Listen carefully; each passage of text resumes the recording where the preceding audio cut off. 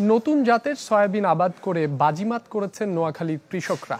তাদের দাবি, জাতগুলো স্বল্প জীবনকাল হওয়ায় 10-15 দিন আগেই তোলা যাচ্ছে ঘরে। অন্যদিকে সার, বীজ আর বালাইনাশকের খরচও অনেক কম, কারণ নতুন এসব জাতে রোগবালাই নেই তেমন, আর ফলনও বেড়েছে 1.5 গুণ। সুমন ভৌমিকের তথ্যচিত্রে ডেস্ক রিপোর্ট। পুরনো জাতের পাশাপাশি নোয়াখালীতে এবার আবাদ হয়েছে BU-2 ও BU-4 জাতের সয়াবিন। জেলার সুবর্ণচর ও সদরের বিভিন্ন চরাঞ্চলে পরীক্ষামূলক আবাদ হয়েছে নতুন দুটি জাতের। কৃষকরা বলছেন, বড় দানার এই জাতগুলো খরা সহিষ্ণু, সার, বীজ আর বালাইনাশকও লাগে অনেক কম, তাই কমেছে উৎপাদন খরচ। জাতের অভাবে পুরনো জাতগুলোর চেয়ে 10 থেকে 15 দিন আগেই ঘরে তোলা যাচ্ছে এসব জাতের সয়াবিন। উৎপাদনও বেড়েছে 1.5 গুণ।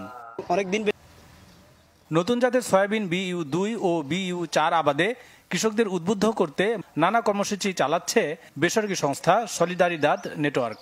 এই সয়াবিনের জাতগুলোকে ব্যাপক আকারে প্রসারণা করতে পারি, তাহলে কৃষকদের লাইভলিহুড এনশিওর হবে এবং আমাদের যে বাংলাদেশ এডিবল অয়েল মিশন, যে ইম্পোর্ট সাবসিডিকে রিডিউস করা, সেটাও আমরা অনেকাংশে অর্জন করতে পারব।